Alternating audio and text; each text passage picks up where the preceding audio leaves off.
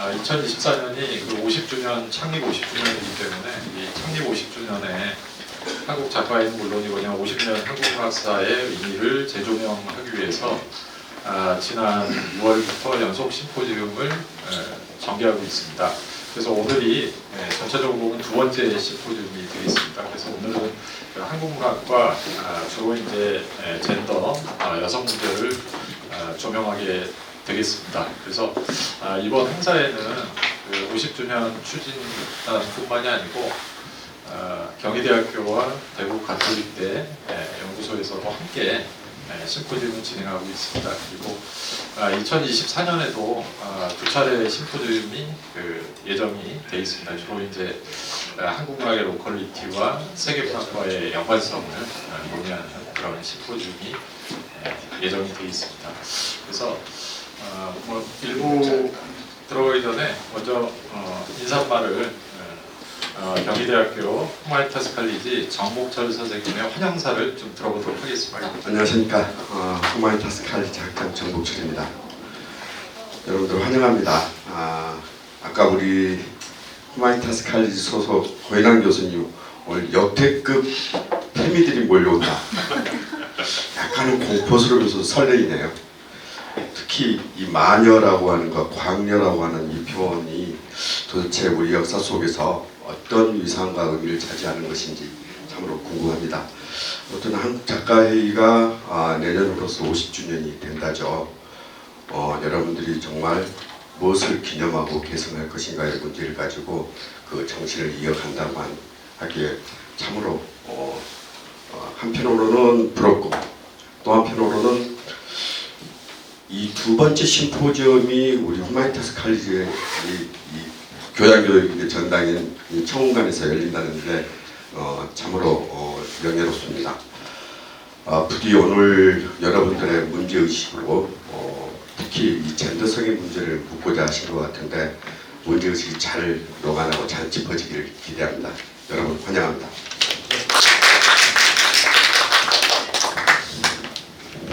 예, 이사장님이 아직 안 오셨는데 저희 한국작가의 사무총장님 박환서 사무총장님도 그 인사말 좀 부탁드리겠습니다. 예, 인사드리겠습니다. 한국작가의 박환서입니다. 이제 50주년을 올 1년 동안 지금 작가에서 준비를 했는데요. 그 지나간 50주년을 살펴보는 이유는 앞으로 나갈 50주년을 또 갈 방향이 어디인가 어떻게 갈 것인가를 돌아보는 일이라고 생각을 합니다. 그리고 또 이런 시간을 돌아보는 과정에서 우리 한국 작가의 뿐이 아니고 우리 한국 문학은 어디로 가고 있고 우리 한국 사회는 또 어디로 왔고 어떻게 갈 것인가 이런 것들까지 같이 짚어보는 것이라는 생각을 합니다. 특히 오늘 제목이 며칠 전부터 저도 포스터만 보고 와서 알았고 또 여기 와서 봤는데 아직 내용은 잘 모릅니다만 광녀와 마녀라는 이런 표현 자체가 사실 우리 사회에서 지금 뭐 미투라든가 또는 페미니즘 뭐 이런 것들이 왕성하게 진행이 되고 있는 상황에서 광녀, 마녀라는 말 자체도 좀 약간 좀 저는 깜빡했습니다. 그래서 진행될 내용이 어떨 것인가 이런 것들이 상당히 흥미롭기도 합니다만 또 이런 것들을 또 좀 짚어봐야 될 내용들이 우리 사회의 중요한 구성 요소 중에 하나이니까 또 더불어서 지금 그 뭐 재정적으로나 또는 작가의 상황 속에서 상당히 어려운 상황인데 이러한 일들을 해나가고 있는 우리 50주년 기념사업단 동지들 상당히 고맙습니다. 끝으로 하나 하고 싶은 얘기는 옳은 일일수록 당위성이 있는 일일수록 곧고 바르고 차분하고 넓게 풀어나가시기를 꼭 부탁합니다. 예, 감사합니다. 예, 감사합니다. 지금 행사는 그 한국작가의 50주년 기념사업 추진단이 이제 주체가 돼서 진행을 하고 있는데요. 추진 단장님께서는 아직 오시지 않았고요. 부이사장님께서 추진단 경과 관련해서 좀 인사말 좀 부탁드리겠습니다. 안녕하세요. 추진단 단원이자 작가의 부이사장 맡고 있는 정현입니다. 오늘 날씨가 좀 굳어서 어떨까 싶었는데 30분에 정확하게 시작하네요.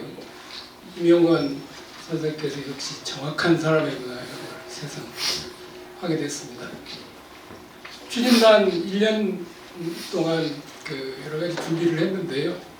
근데 아시다시피 이쪽 여건이 그다지 원활하지 못해서 내년도 11월 18일이거든요. 2024년 11월 18일에 어떤 형태로 독자들을 만나고 회원들을 만날지 좀 저희들도 아슬아슬하다 이런 생각이 듭니다. 오늘 그 한국문학과 근대합리성의 젠더성을 묻다 이 주제는 한국문학에서 반드시 다뤄야 될, 그리고 최근에 한국문학의 중심이기도 하잖아요.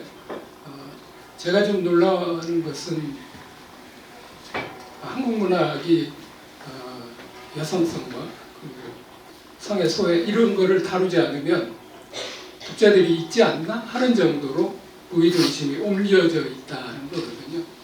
그리고 작가들도 외연적으로 봐도 그게 느껴지겠지만 어느 문학상을 이렇게 수상하게 될 때 심사위원부터 수상자까지 뭐 3분의 2 이상이 여성 작가거나 그렇더라고요. 그게 최근에 한국문학의 주요 흐름이고 또 현실이라는 생각도 듭니다. 그런 점에서 오늘 그 젠더성을 묻다라고 하는 것은 조금은 늦었다 이런 생각도 듭니다. 그런데 어찌됐든 뭐 늦었고 빠르고가 아니고 정말 치열하게 이 문제가 왜 한국문학의 중심에 놓여 있는지 또 이걸 왜 해결하고 풀어가야 하는지를 오늘 논의에서 좀 중점적으로 다뤄지고 우리가 그것에 대해서 자각하는 하루가 되었으면 좋겠다. 이게 오늘 저희가 같이 준비한 이유이기도 하고요.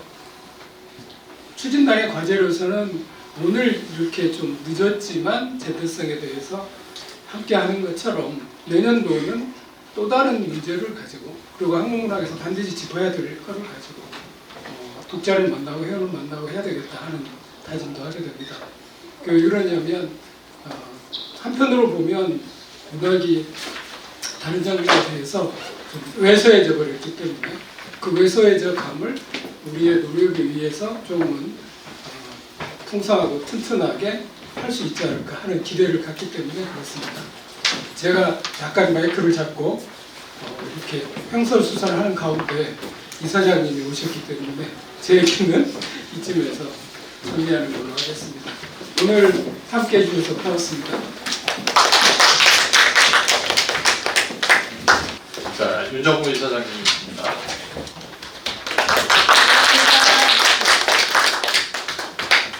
제가 멋진 말을 참 가득 내에 새겼는데 택시를 타보면서 어떻게 요란하게 무섭게 뭐하는지 완전히 내가 다 털리고 말아서 할 수 없이 연락을 하겠습니다. 그리고 지금 우리 50주년에 기념사업단에서 열린 심포지엄인데 그 차를 살펴보니까 젠더 하면 보통 그냥 뭐 여성성, 남성성 또는 뭐 가부장제 뭐 이렇게 해서 그런 주제로 가는데 이게 너무 재밌더라고요. 마녀와 광녀, 그러니까 여성의 그 끼, 그래서 문학끼, 무슨 끼든지 그거를 조명하고 작품에 반영되고 투영된 거를 얘기하는구나. 나는 어디 뭐 많이 아는 건 아니지만 살펴봤을 때 이런 심포지엄, 이런 젠더를 마녀 광녀로 낸 건 처음인 것 같습니다. 그래서 참 재밌겠다. 그리고 참 우리 스타트를 멋있게 한다는 그런 생각을 했습니다. 제가 뭐 제 말 듣기 싫은 분도 계시겠지만 제가 작가 배를 아주 자랑스럽게 생각하는 거는 항상 그 문학의 지식 그리고 어떤 모든 그 문학의 어떤 경향 이런 거를 선도해 간다는 거. 그리고 그거를 갖다 미래 지평을 위해서까지의 선로를 만든다는 것에서 항상 자부심을 가져왔습니다. 그리고 제가 왜 이런 얘기를 하냐면은 작가회가 많이 오래됐고 또 참 부패한 데가 많으니까 많은 사람들이 그냥 스톱하라 그냥 그만두는 걸 하라는데 가만히 생각해보니까 많이 생각해봤는데 작가회가 만약에 해체를 하면은 이런 어떤 그 심포지엄, 정신적인 거, 이념적인 거, 사상적인 거, 지식적인 거 이런 거를 전망을 전 세계적으로 글로벌적으로 이끌어 나갈 단체가 없습니다. 문학단체 제가 장담하건데 아닙니까? 있습니다. 작가회가 있어야지만 존재하지만 미래의 후손까지가 후배들까지가 우리가 이끌어 나갈 수 있고 그런 토대를 만들 수 있습니다. 작가회밖에 할 수 있는 단체가 없습니다. 제가 알기로는 그렇습니다. 그래서 우리가 50주년을 근사하게 마무리하고 다음에 새롭게 또 50주, 100년 이렇게 해서 작가회는 후손을 위해서라도 탄탄하게 지탱하고 지켜나가야 되는 단체라고 생각합니다. 고맙습니다. 고맙습니다. 예, 이사장님의 인사말을 통해서 한국 작가의 그 역사적 필요성과 의미에 대해서 좀 알 수 있었습니다. 자, 시간이 약간 지체되는데요. 그럼 1부 시작하도록 하겠습니다. 1부는 고인환 교수님의 사회로 두 분의 발표자와 두 분의 토론자가 토론을 하도록 하겠습니다. 토론자 그대로 갖춰고 와주시고요. 그다음에 이 강의실이 그리스의 아크로폴리스 비슷하게 마이크가 없어도 소리가 잘 들리기 때문에 육성으로 사회와 발표를 지금부터 진행하도록 하겠습니다. 예, 반갑습니다. 일부 순서로 아시아 아프리카 여성의 서사적 재현과 젠더의 정치성이라는 주제로 발표를 하고 토론을 시작하도록 하겠습니다. 저희 이제 경희대학교에서 아프리카, 아시아 이런 부분들에 좀 이렇게 주목을 하면서 지금까지 우리가 배워왔던 문학이 서구 중심의 근대성, 그러니까 다른 말로 이렇게 이야기를 하자면 서구 백인 남성의 담론들이 지금까지 우리 근대 문학을 지배해 왔다는 그 부분에 대한 문제 의식을 가지고 한 7, 8년 전부터 제3세계 문학, 아프리카 문학을 중심으로 해서 아시아, 아프리카, 라틴 아메리카 이런 어떤 비서구 문학에 대한 문제 의식을 가지고 꾸준히 공부를 해왔습니다. 그래서 그 부분들이 지금 한국 작가회의 창립 50주년 연속 심포지움에서 한국 문학과 근대 합리성의 젠더성을 묻다라고 얘기하는 주제와 좀 이렇게 잘 어울린다라고 생각을 해서 저희가 일부 세션을 아시아 아프리카 문학연구센터에서 같이 공부를 해온 선생님들이 이제 발표를 준비하고 또 이 민족문학연구소의 이 젊은 평론가들이 토론을 하는 순서로 일부 순서를 마련했습니다. 그래서 발표 순서는 젠더화된 월경 서사라는 주제로 이소정 선생님이 이제 베트남 문학을 이렇게 전공을 하시고 한국 문학 속에 나타난 베트남 문학, 베트남 전쟁 이런 부분을 다룬 부분들을 전공하시고 얼마 전에 박사학위 논문을 쓰셨습니다. 그리고 경희대에서 강의를 하고 계시는 이소정 선생님이 발표를 시작하도록 하겠습니다. 네, 안녕하세요. 이소정입니다. 제가 처음에 베트남 이주 여성 관련해가지고 소설을 다루고 있었는데요. 네, 그러다 보니까 본론 1에서는 그걸 이제 초점을 맞추고 진행을 했습니다. 그런데 본론 2, 3 같은 경우에는 사실은 베트남 이주 여성뿐만 아니라 동남아 이주 여성들의 특징이라고 볼 수가 있을 것 같아서 쓰는 과정에 지금 그래서 부제목이 조금 바뀌었습니다. 베트남 이주 여성에서 동남아 이주 여성으로 발제문에는 들어가 있습니다. 그래서 간략하게 조금 말씀을 드리도록 하겠습니다. 이게 좀 분량이 많아서 제가 중간중간 이런 얘기를 하려고 했다라고 하는 정도로 정리를 하면서 말씀을 드리려고 합니다. 일단 베트남 이주 여성 관련 소설이 2008년에서 2010년 사이에 굉장히 집중적으로 발표가 됐고 이거에 좀 의문이 가장 먼저 들었던 것 같습니다. 그래서 이 이유가 뭘까라고 하는 게 이 글의 시작점이었고요. 이게 제가 이제 찾고 생각을 해봤을 때는 후안마이 사망 이후에 알려진 그녀의 편지에서 당신은 아세요라고 하는 물음에 대한 윤리적 물음에 대한 응답이라고 보았습니다.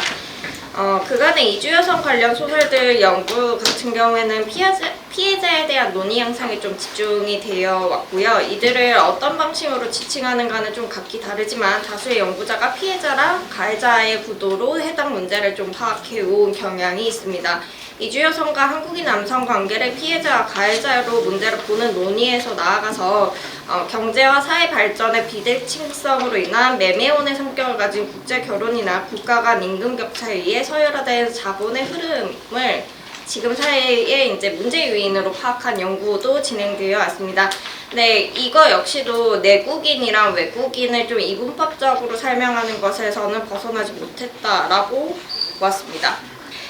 그래서 동남아 이주 여성이 사회적 소수이자 약자라는 이유로 제가 생각을 했을 때 문제의식으로 가져간 거는 단순히 무고한 피해자라고만 보고 이거를 다루는 것만은 안 되겠다라는 생각이 좀 들었습니다. 연민이나 이런 것들에 멈춰서 버리면 가해자와 피해자의 이분법적 구별이 그래서 벗어나지 못하는 부분이 있고 타자를 온전히 타자로 인식하는 것을 좀 방해하는 요인이 될 수 있기 때문입니다. 그래서 타자와 주체를 좀 분리하고 상반된 존재로 의미를 고정하여 타자 역시 입체적 인물이라는 것을 인식하지 못하는 결과를 가져온다면 하위 주체들은 주체로 자리하지 못하고 타자로만 간주될 가능성이 있습니다.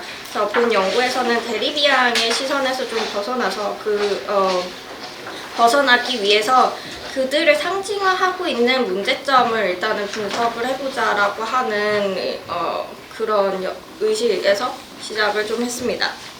본론일인 이미지 고착의 시발점 흰 아오자이 부분에서는 동남아 여성에 관한 문제가 한국 사회 통시적 관점에서 좀 경험이나 이런 것을 고려를 해볼 필요가 있다라고 하는 거를 좀 짚어봤습니다. 젠더화 과정에서 이주 여성의 이미지가 고착화된 부분이 어디인가라고 하는 거를 생각을 했을 때 이 동남아 이주 여성의 상징화 논의가 가능해진다라고 봤습니다. 이주 여성의 문제는 동남아 여성의 같은 경우에는 피부색으로 좀 강조가 되는데요.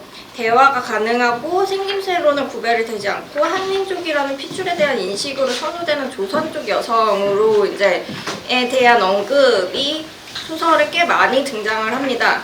반면에 이 조선족 여성에 대한 대체제 같은 것으로 동남아 여성들이 등장을 하게 되면서 까맣다라고 표현을 하거나 아니면 까무잡잡한 아이들이 그 동네에 돌아다니기 시작을 했다라고 하는 표현들이 등장을 합니다.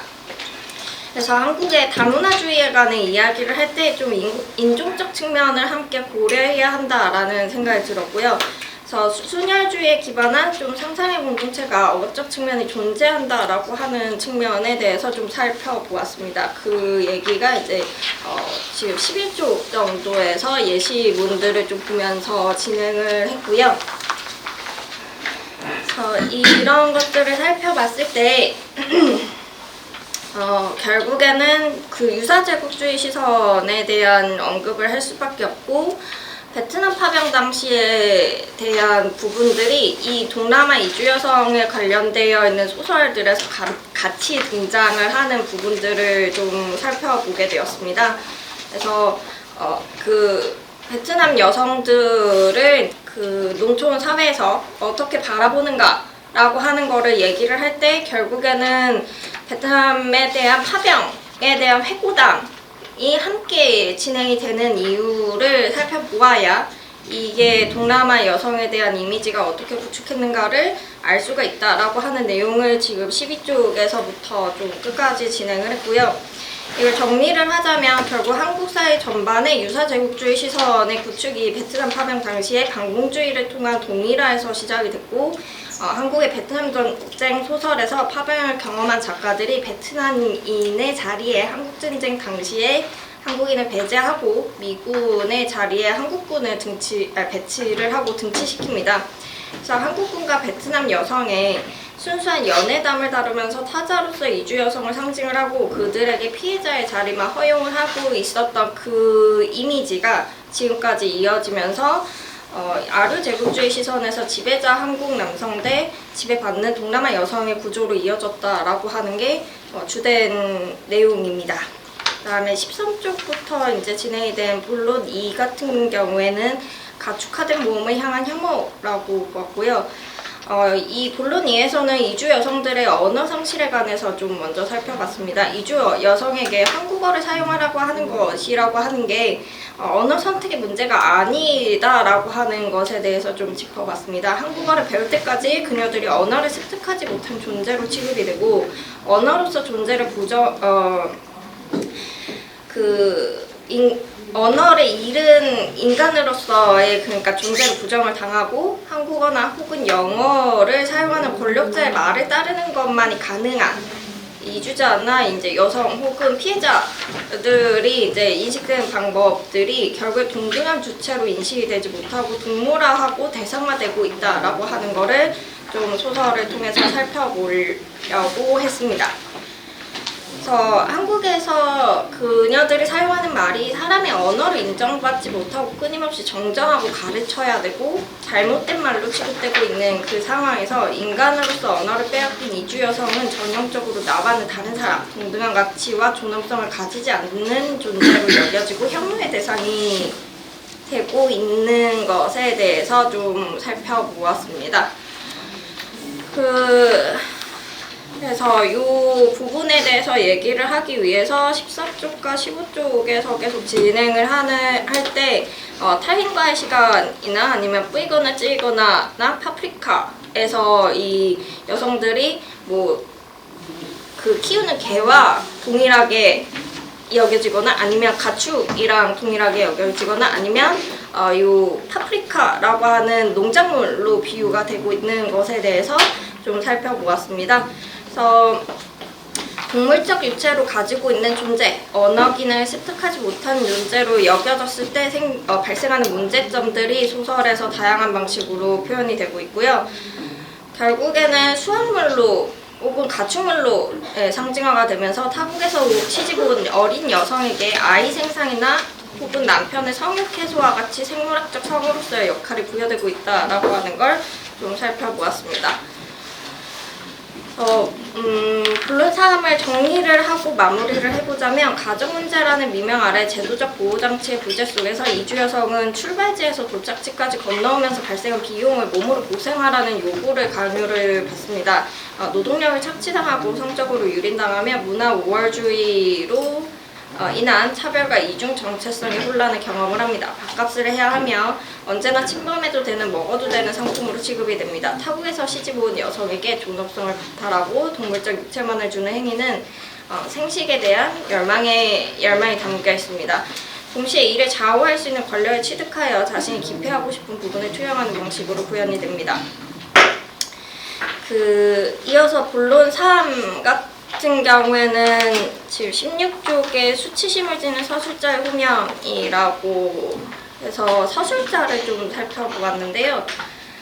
사실 이 부분을 조금 더 강조해서 설명을 하고 싶었으나 조금 부족한 부분이 아직은 있는 것 같습니다. 본론 3회에서는 소설에 나타난 이주 여성의 이름을 좀 살펴봤는데 이 이름을 제대로 부르지 않는다라고 하는 것들이 굉장히 강조가 되거든요. 뿌이거나 찌거나 같은 경우에는 제목에서부터 찌라고 하는 그 이름을 등장인물들이 한 번도 제대로 호명을 하지 않는다라고 하는 게 아예 제목에 좀 상징적으로 들어가 있고요.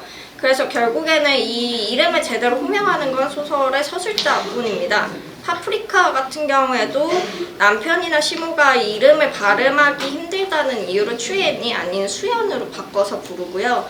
근데 반면에 핏줄 같은 경우에는 수원이라고 하는 이름이 봄이라고 하는 것이라는 걸 뭐 예쁜 이름이다 라고 하고 이들이 이 이름의 의미를 배우고 그다음에 좀 소통을 하려고 하는 그러한 모습들을 보여주는 것을 좀 살펴보았습니다. 이것을 통해서 서술자가 왜 여기서 서술자만이 좀 바르게 발음을 하고 이들의 이름을 제대로 불러주려고 계속 노력을 하는가에 대해서 조금 살펴보았습니다. 그래서 마지막으로 좀 정리를 하는 부분의 를 말씀드리자면 그 동남아에서 출발을 해서 국가와 국가 간의 경계를 넘어서 한국에 온 이주민 여성들의 몸이 모방한 지배 억압의 시선으로 인해서 수확물과 가축으로 취급이 되며 혐오의 대상으로 소설에서 대상화됩니다. 사회에 가지고 있는 동물성이나 비윤리성, 즉 숨기고 싶거나 거부하고 싶은 단면을 그들에게 투영되기 때문이라고 보았고요. 그래서 그녀들이 고정된 자리에서 벗어나지 못하고 피해자로 여겨지며 월경서사가 젠더화되고 있다라고 하는 것을 살펴봤습니다. 그러나 이것을 단순히 피해자, 가해자, 가부장제 속 희생자인 여성으로 상정화하고 특수성을 종합적으로 고려하지 않는다라고 한다면 각각의 인물들이 이름으로 개별화해서 기억을 하고 이러한 이러한 것들이 결국에는 이루어질 수 없다라고 하는 것에 대해서 좀 살펴보려고 했던 발제문입니다. 그래서 여기까지 저는 발표를 마치겠고요. 혹시 읽어보시고 부족한 부분이 있다라고 한다면 말씀을 해주시면 감사하겠습니다.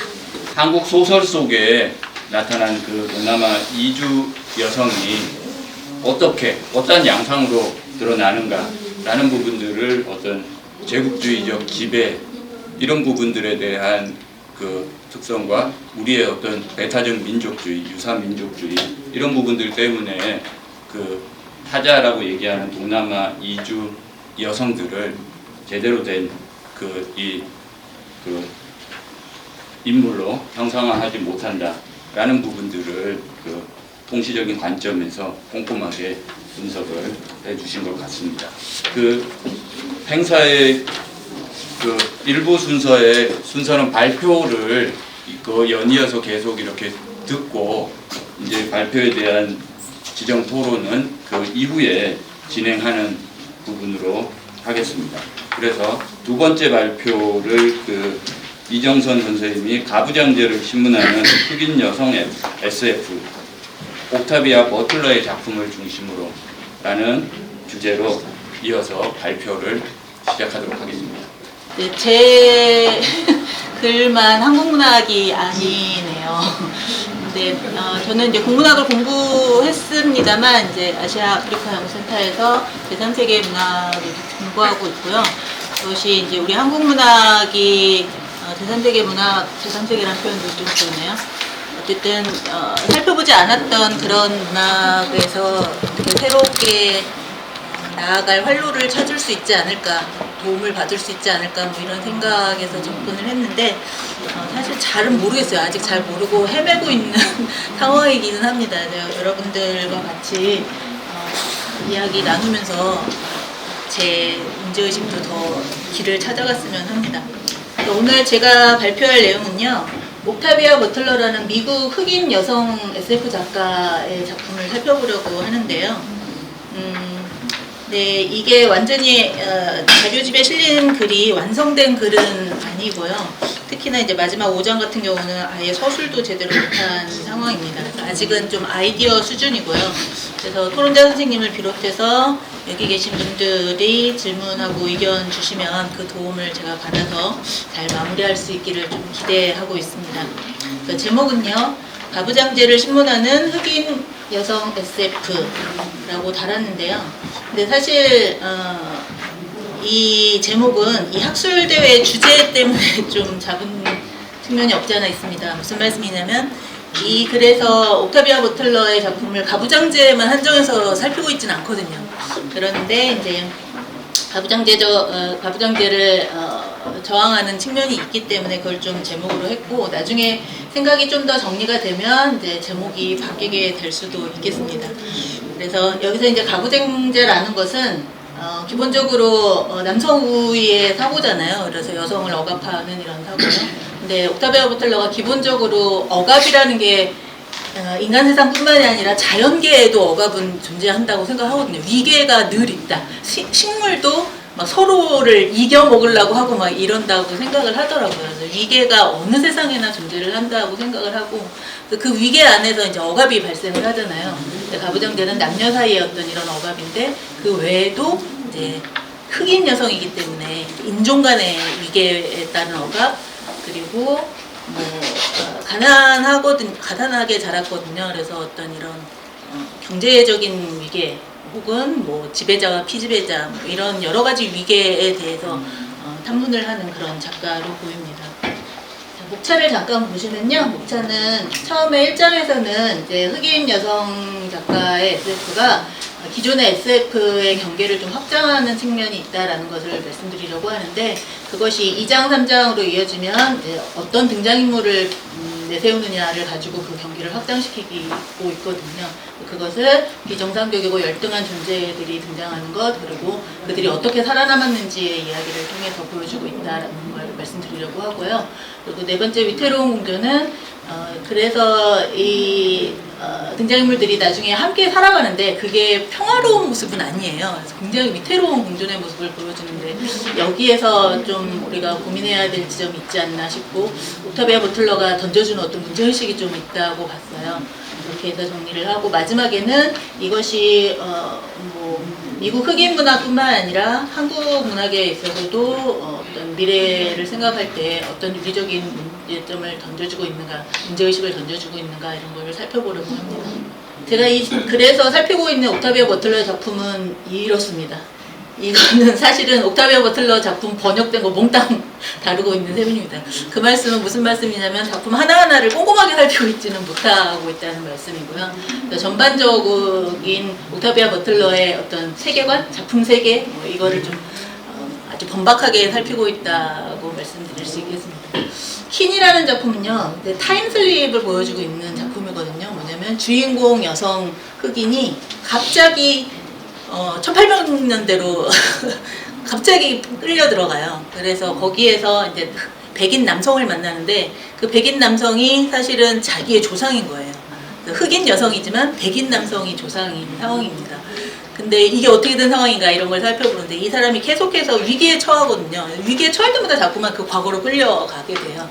그러면 이제 당연히 이 백인 남성이 살아남아야 이 주인공이 태어날 수 있는 거잖아요. 그래서 마치 도와줄 것 같은 걸 연상하게 되는데, 꼭 내가 생존하기 위해서만 이 사람을 돕는 게 아니고요. 그냥 인간이기 때문에 처음에 만났을 때 어린아이였고, 그 다음에 만났을 때 조금 더 크고, 그 다음에 어른이 되고 막 이러거든요. 그 과정 속에서 이제 사람에 대한 그 연민 뭐 이런 걸 가지고 도와주는 거지, 내가 존재하기 위해서 내 조상을 살려야 돼 뭐 이런 건 아니에요.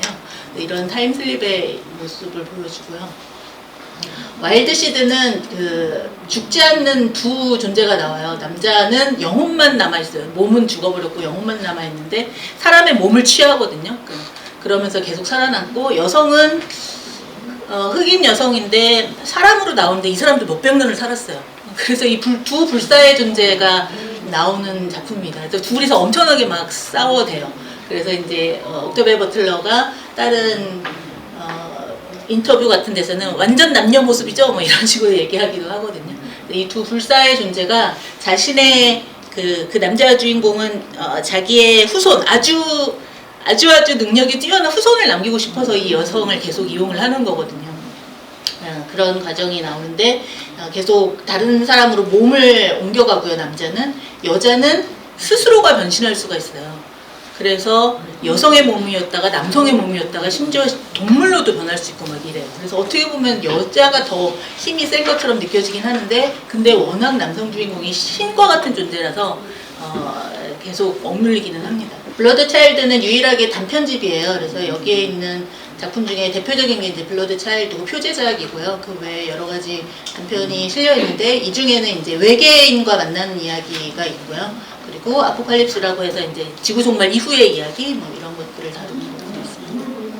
그리고 씨앗을 뿌리는 사람의 우화와 은총을 받은 사람의 우화는 이제 연결되는 이야기인데요. 역시 아포칼립스입니다. 이제 지구 종말 이후, 지구 종말까지는 아니더라도 하여튼 지구가 굉장히 완전 망가져버린 이런 상황이거든요.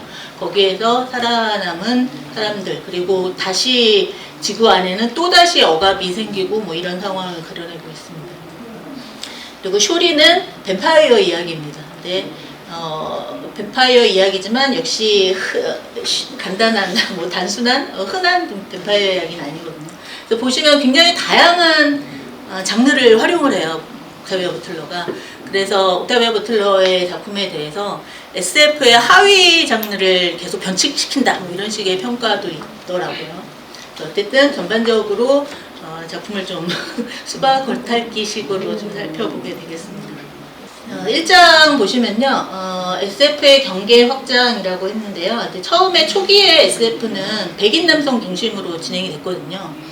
그래서 백인 남성이 글을 쓰다 보니까 남성 위주의 시각만 들어가는 거예요. 그래서 성차별적인 시각이 들어가고, 그리고 백인이기 때문에 인종차별적인 시각이 들어가고, 초기에 SF에서는 뭐 유색인종이 등장한다거나 여성이 등장한다거나 하는 것조차가 좀 적었던 거예요. 등장해봤자 아주 그냥 미세한 그런 역할만 맡고 뭐 이랬었습니다. 그래서 이제 그것과 그런 걸 보여주는 아주 대표적인 어떤 에피소드를 제가 25쪽에 2번, 각주 2번에 써놨는데요. 그 티트리 쇼크라고 여성 작가가 남성 작가의 이름으로 활동을 한 거예요. 자기의 모습은 감춘 채로. 사람들은 작품만 보고 이거는 완전히 남성 작가의 작품이라고 의심을 전혀 하지 않았어요. 그렇게 10년 넘게 숨어서 활동을 했는데, 이 사람의 어머님과 아버지가 돌아가시고 나서 부고가 나왔는데, 그거를 사람들이 어떻게 추적을 해가지고 이 사람이 여성이라는 걸 알게 된 거예요. 그러고는 사람들이 너무 멘붕에 빠진 거예요. 이게 여자였다고 막 이런 거. 근데 여성이 SF에서 활동한다는 것 자체를 생각도 못하는 그런 게 이제 초기였었고요. 근데 오늘날은 SF가 엄청나게 활황이잖아요. 소설뿐만 아니라 뭐 영화, 드라마 뭐 이런 데서도 엄청나게 활황이고, 여기에서 이제 백인 남성을 넘어서서 뭐 여성들 작가들도 나오고 유색인 작가들도 등장하고 뭐 이렇게 됩니다. 근데 여성 작가들, 유색인 작가들 뭐 이렇게 등장하면서 SF가 다루고 있는 내용이 굉장히 좀 확대가 됩니다. 처음에는 이제 어린아이들을 대상으로 한 어떤 과학 이야기 이 정도였다면, 그 이후에는 젠더, 인종, 뭐 계급 문제 이런 식으로 주제가 굉장히 확장이 되고요. 그래서 이 젠더 문제 같은 걸 생각을 해보면 사실은 이 가부장제를 다루는 SF가 꽤 많이 있거든요. 그래서 얘기하자면은 뭐 남성의 지배에 대해서 반박을 하면서 남성과 여성의 지위가 이렇게 뒤바뀐 이런 세상을 그리는 작품도 있고, 혹은 남성이 모두 없어지고 여성만 존재하는 세상 이런 걸 그리기도 하고, 혹은 아주 처절하게 여성이 진짜 노예처럼 당하는 그런 아포칼립스를 그리기도 하고 뭐 이렇습니다. 그래서 이런 다양한 모습으로 가부장제를 비판을 하는데요. 이 가부장제에 대한 문제의식을 보여주는 게 이제 페미니즘이잖아요. 근데 페미니즘이 이 가부장제 문제, 남녀 문제에만 한정해 있느냐면 그렇진 않고, 점점 남녀 사이의 억압 이외에도 다른 억압, 다른 위계 질서에 대해서도 페미니즘이 계속 인식을 확장하고 있잖아요. 그런 것이 이제 SF에도 그대로 반영이 되고 있는 편이고요. 그래서 여러 다른 형태의 차별에 대해서도 이 SF들이 담고 있습니다. 네, 그래서 한 가지 이제 SF랑 판타지를 좀 말씀드리고 싶은데, 이제 SF와 판타지를 제가 처음에 공부할 때는 다르다고 생각을 했어요. 그래서 여기에 또 좀 우위를 둬서 SF가 좀 더 낫지, 판타지는 약간 좀 재미 위주 아니야, 좀 이런 식으로 좀 낮춰봤거든요. 근데 옥타비아 버틀러의 작품은 판타지적인 요소도 굉장히 많아요. 근데 그게 가볍지가 않은 거예요. 저는 SF는 현실을 비판적으로 바라보고 판타지는 현실을 포장해버린다고 생각을 했는데, 옥타비아 버틀러는 또 그렇진 않더라고요. 그래서 옥타비아 버틀러의 작품을 얘기하는 데 있어서는 SF와 판타지를 굳이 구별할 필요가 있을까? 뭐 이런 생각이 좀 들고요. 그러니까 어떤 상황에 있어서는 SF와 판타지를 구분하는 게 유용한 논의가 될 수도 있겠는데, 옥타비아 버틀러에 있어서는 별로 유용한 논의가 아닐 수 있겠다, 뭐 이런 생각이 좀 들어서 사실은 계속 SF라고 말씀드리지만 판타지 혹은 뱀파이어 이야기 뭐 여러 가지가 막 뒤섞여 있는 그런 상황입니다. 네, 옥타비아 버틀러는 앞에서도 말씀드렸듯이 이제 흑인이고 여성이고 뭐 가난한 사람이고 이래서 SF계에서는 가장 소수자성이 짙은 사람이다, 뭐 이렇게 평가를 받습니다.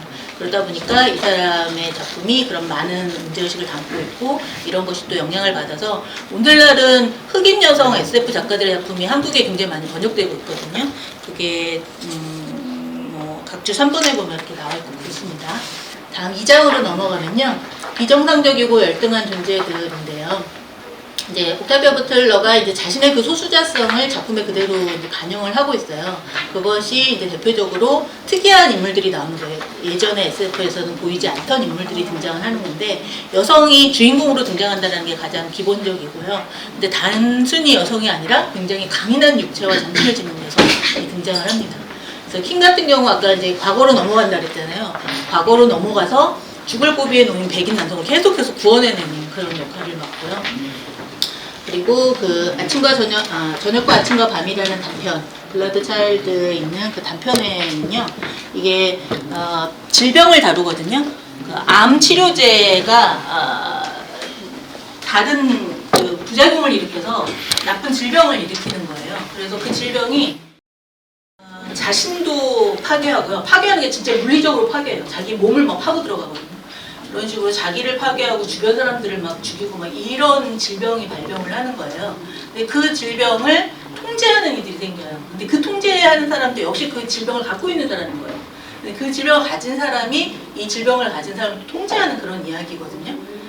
그래서 자신과 이 타인을 파괴하는 이들을 통제하는 게 역시 여성 주인공에게 맡겨져 있어요. 그렇고요.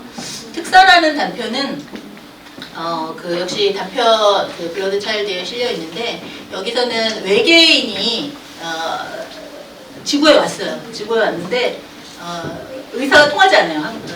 지구 사람들이랑 의사가 통하지 않고 어떤 식으로 대화를 나누냐면, 외계종이 하나의 개체가 아니라 여러 개가 막 이렇게 뭉쳐 있어서 덤불 모양이래요. 이 덤불 모양으로 인간을 이렇게 품어요. 품으면 그 안에서 이렇게 교류가 되는 거예요. 근데 그 교류가 뭔가 생각을 나누고 뭐 이런다기보다 그냥 편안한 마음을 나누고 좀 이런 거예요.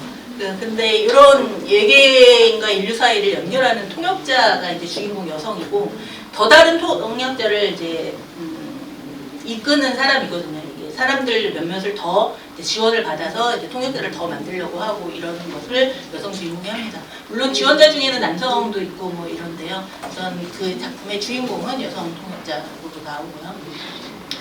그 다음에 억압하고 생명을 위협하는 자에게 저항을 한다거나 공동체를 이끄는 구심점이 된다거나, 이게 다 여성이 중심이 돼서 나오거든요. 이거는 뭐 특정한 작품뿐 한정되는 게 아니라 특히 뭐 와일드 시드라든지 아니면 그 우화 시리즈라든지 이런 거를 보면 이런 것이 좀 강하게 펼쳐지고 있고요. 그 다음에 마사의 책이라는 단편에는 인류를 파멸해서 구할 방법을 결정해야 하는 데는 주체도 여성, 흑인 여성입니다. 그러니까 거기서 신이 나오거든요. 신이 갑자기 쫙 나타나가지고, 마사야, 너에게 너에게 부탁할 일이 있어, 시킬 일이 있어, 이렇게 얘기하면서 너 하나만 정할 수 있으면 뭐 할래? 지구에서 뭐 하나 바꿀 수 있다면, 변화시킬 수 있다면 뭐 바꿀래? 그걸로 이 지구의 인류의 운명이 결정되는 거야. 뭐 이런 거예요. 그거를 결정해야 될 게 마사인 상황입니다. 이런 식으로 굉장히 중요한 역할을 맡는 여성 주인공이 나타나요. 이것이 바로 가부장제적 성 역할을 전도시키는 그런 이야기들이다라는 것이고요. 그 다음에 남성 인물에 대해서도 좀 재미있는 게 나오는 게 블러드 차일드라는 작품인데요. 블러드 차일드도 역시 외계종 이야기거든요. 이번에는 지구인이 어떤 행성으로 가요. 근데 지구인이 행성으로 갔으면 그래도 꽤 발달한 문명을 갖고 있는 거잖아요. 과학을. 근데 이 지구에서 넘어간 사람들은 지구에서 억압받아서 도망간 사람들이에요. 피신한 사람들이에요. 그 얘기는 제가 생각하기에는 지구에 남아있는 사람들 훨씬 강력한 그 힘을 가지고 있는 사람들일 것 같거든요. 굉장히 약한 존재인 지구인조차도 엄청 높은 수준의 과학을 가지고 있는 거예요. 그래서 다른 행성에 갔는데 그 행성에 이미 살고 있는 외계종이 있어요. 그게 이제 틀릭이라고 불리는데, 그 외계종하고 처음에는 이제 엄청 싸우면서 이제 죽임도 당하고 그러다가 지금 현재 상황은 우주인, 그 외계인과 지구인들이 같이 살고 있어요. 살고는 있는데 어떤 식으로 사냐면, 그 틀릭이 자신의 자손을 낳는데 지구인을 이용합니다. 틀릭은 알을 낳아요. 근데 그 알을 다른 데다가 부화시켜야 되는 거예요. 다른 생명체에다가 넣어서 부화시켜야 되는 거예요. 그래서 처음에는 다른 가축이나 뭐 이런 걸 했는데 잘 부화가 안 되고, 제일 좋은 방법이 인간의 몸을 활용하는 거였어요. 그래서 인간의 몸에 틀릭이 자기 알을 넣고 거기서 알이 부화하면 인간의 몸을 찍고 나와요. 그 상황을 빨리 캐치해서 그 새끼를 꺼내고 인간을 치료를 하면 인간은 죽지 않아요. 이렇게 해서 이 주인공의 아버지도 뭐 3번인가 4번 그런 출산을 했다 뭐 이렇게 나오거든요. 근데 특히 그 인간 몸 중에서 남성의 몸을 이용하는 거예요. 이유는 인간 여성은 또 인간을 낳아야 되니까 인간 여성이 아니라 남성을 주로 활용을 합니다. 여성을 절대 안 쓰는 건 아닌데 주로 남성을 활용하거든요. 남성의 몸을 활용해서 그 틀릭이라는 존재가 새끼를 낳는 그런 내용을 보여줘요. 그래서 굉장히 아기 낳는 것을 이렇게 완전히 인간화로 전도시켜버린 그런 상황이고요. 와일드 시드는 아까 말씀드린 것처럼 그 주인공 안양우라는 여성이 여성이 아니라 남성도 됐다. 주로 여성의 몸으로 됐지만 남성으로 바뀔 수도 있고 뭐 짐승으로 바뀔 수도 있고 막 이러거든요.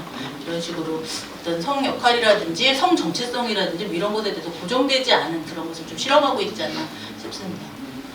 그리고 흑인 주인공이 기본적으로 다 흑인 주인공인데요. 흑인 주인공이 등장하기 때문에 당연히 이제 노예제라든지 인종차별이라든지 이런 것에 대해서 비판을 하는 그런 내용이 나올 수밖에 없게 되고요. 쇼리라는 게 이제 뱀파이어라고 말씀드렸는데 뱀파이어인데 이 뱀파이어도 흑인 소녀 뱀파이어예요.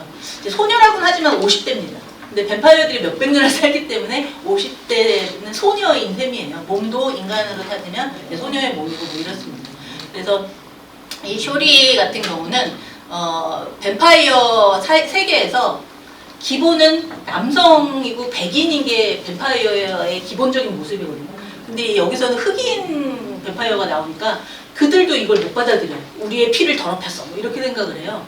그래서 이 주인공의 가족을 몰살을 시키고요. 이 주인공도 죽이려고 하고 막 이러거든요. 그거를 이제 계속 이겨나가고 막 이런 내용을 합니다. 그래서 기본적으로 흑인이 등장하다 보니까 이 SF에 인종차별에 관련된 그런 이야기가 이제 나오게 되고요. 그 외에도 이제 질병보유자, 아까 얘기한 그런 질병보유자라든지 아니면 초능력을 가진 사람이라든지 뭐 이런 사람들이 나와요. 근데 이런 사람들이 굉장한 어떤 히어로라든지 아니면 영웅이라든지 뭐 이런 느낌이라기보다는 굉장히 스스로도 굉장히 아프고 괴롭고 그렇습니다. 그러면서도 이제 남을 좀 돕기는 하는데 돕는 것뿐만 아니라 남한테도 이제 상처를 입히고 뭐 이런 상황이에요. 그래서 아주 아름답게만 그려지고 있지는 않은 그런 것을 볼 수 있고요. 다음에 3장은 이제 생존자들의 이야기라고 제가 제목을 했는데요. 이제 이 옥타비아 버틀러의 이야기 속에서 등장인물들이 굉장히 소수자들인 거를 살펴봤잖아요. 성차별이나 인종차별이나 강력한 파시즘적인 국가 권력도 아니고 강력한 힘에 의해서도 억압받기도 하는 게 그 우화 시리즈거든요. 이런 것 때문에 굉장히 생존에 위협을 받는 소수자들이 등장을 해요. 근데 옥타비아 버틀러는 이들의 고통에만 초점을 맞추고 있지는 않아요. 고통에만 초점을 맞추게 되면 희생자로서의 모습이 강조되고 패배적인 관점이 강화되는 것을 우려했다고 저는 생각을 하고요. 그래서 이 사람은 고통 속에서도 이들이 어떻게 생존하고 있는가, 어떻게 생존해냈는가, 무엇을 했는가 이거에 더 관심에 초점을 두고 있는 것 같습니다. 이 옥타비아 버틀러가 이렇게 고통보다는 그거를 견뎌내고 이겨내는 것에 초점을 맞추게 된 이유라고 하면 27쪽에 밑에 제가 인용문을 하나 넣었는데요. 이게 뭐냐면 킨이라고 그 과거로 넘어가는 이야기 한다 그랬잖아요. 그거를 왜 썼는가라는 것에 대한 인터뷰를 하면서 이런 얘기를 했다고 하거든요. 과거 노예제가 있는 사회로 이제 넘어가는 이야기인데 이걸 왜 썼냐면 그걸 잠깐 읽어볼게요. 저와 같은 나이인데 부모님이 자기를 먹여 살리려고 무엇을 했는지를 자신의 삶과 전혀 연결시켜보지 않는 듯한 남자가 하는 말을 들었죠. 그 남자는 아직도 굴욕에 대해서나 고용주의 역겨운 행동을 받아들인 데 대해서 부모님을 탓하고 있었어요. 이렇게 오랫동안 우리의 발전을 방해한 늙은 세대들을 다 죽여버리고 싶어. 하지만 내 부모부터 시작해야 할 테니 그럴 순 없지. 그 남자의 우리는 흑인을 말했고 늙은 세대는 나이 많은 흑인을 말했어요. 그 남자는 구세대가 해야 했던 일을 너무나 부끄러워했고 그런 행동이 그분들에게만 아니라 자신을 위해서도 필요했다는 맥락은 전혀 생각하지 않았어요. 그래서 흑인들 안에서 흑인들의 역사를 좀 이렇게 패배적으로 얘기하는 게 꽤 많았나 봐요. 그래서 그것에 대해서 반박을 하고 옥타비아는 흑인들이 굉장히 타협적인 모습을 보일 때도 있었지만 그것이 생존을 위해서 필요했고 뭐 이런 것에 대해서 좀 이야기를 합니다. 그래서 뭐 다양한 작품들을 통해서 노예제 속에서도 살아나고 강력한 권력 속에서도 살아나고 외계종의 지배 속에서도 살아나고 뭐 이런 모습을 계속 그려내고 있어요. 그래서 영웅이나 승리자의 모습이라기보다는 그런 뭐 살아났다고 해서 승리했냐 이게 아니라 계속해서 그 어떤 없어지지 않은 억압 속에서 살아가거든요. 그래서 상처 있고 여전히 불안정한 그런 모습으로 살아가는 사람들의 이야기를 보여주고 있습니다. 네 번째는요, 위태로운 공존이라고 제목을 붙여봤는데요. 그래서 말씀드렸듯이 이 주인공들이 계속해서 이 타자와 억압 속에서 살아가거든요. 작품의 결말 부분이 이제 그래서 행복하게 살았대요 뭐 이런 거나 혹은 뭔가 좀 희망적으로 느껴지는 메시지 같은 게 없는 경우가 꽤 많아요. 여전히 찜찜하게 그럼 어쩌라는 거야? 뭐 변한 게 별로 없잖아. 뭐 이런 느낌이 들기도 하고 이러거든요. 그래서 왜 이런 모습을 그렸을까라는 게 조금 궁금해서 이제 제 나름대로 생각을 해본 건데요. 우선 이 작품 속에 옥타비아 버틀러의 작품 속의 인물들이 혼자 지내진 않고 여러 공동체를 이루어서 살아가는 모습이 많이 있어요. 근데 그 공동체 모습이 굉장히 좀 이질적으로 보이는 게 집단 결혼의 모습이에요. 와일드 시드 같은 경우는 진짜 남자 주인공이 계속 다른 사람의 몸을 옮겨다니면서 여성 주인공과 다른 몸으로 계속해서 섹스를 하거든요. 그러면서 또 아이를 낳고 막 이래요. 그러고 자기 또 다른 여성한테 낳은 아이를 뭐 이 여성과 또 짝을 지어주고 막 이래요. 이러면서 도대체 한국적인 입장에서는 어떻게 족보가 어떻게 되는지 알 수 없는 굉장히 혼합적인 그런 형태의 그런 모습을 보여주고요. 그리고 쇼리 같은 그 뱀파이어 이야기 같은 경우도 쇼리가 주인공인데 뱀파이어가 혼자 살 수 있는 게 아니라 뱀파이어는 피가 필요하잖아요. 그래서 인간이 이제 그 피를 제공을 해주면서 근데 피를 제공해주면 인간도 굉장히 건강해지고요. 생명도 연장이 되고 이래요. 뱀파이어가 되진 않더라고요. 근데 생명이 연장되고 기분도 좋아지고 막 이러면서 근데 한 사람한테 계속 그걸 빨면 이 사람이 너무 힘들잖아요. 그래서 여러 인물하고 같이 살아요. 한 명의 뱀파이어가 여러 공생인과 같이 살아요. 이러다 보니까 그 뱀파이어가 피 빠는 모습은 굉장히 에로틱하다는 이야기 많이 이야기 됐었잖아요. 여기도 이제 그런 모습들이 보여지고 그러면서 이 집단 결혼 이런 모습이 우리는 뭐 한 사람을 같이 나누어서 공생하고 있어요. 이런 모습이 아니잖아요. 사람 사이에는 갈등이 있을 수 있고 나는 저 사람과 1대1의 관계이고 싶은데 나 혼자 독점할 수가 없어. 이런 것이 있어서 계속해서 이런 미묘한 이런 갈등 같은 것도 보이고 그렇습니다. 그래서 저들을 좀 싸울 것 같은데 저러다 깨지는 거 아니야? 뭐 이런 느낌이 들기도 하고 뭐 이래요. 그래서 굉장히 좀 희태로운 모습을 보고요.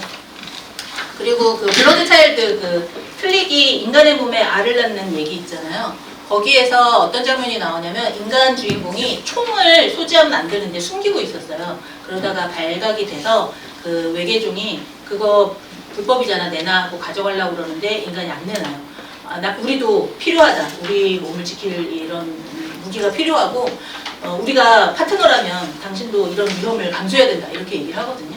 그거에 대해서 플릭이 수용을 해요.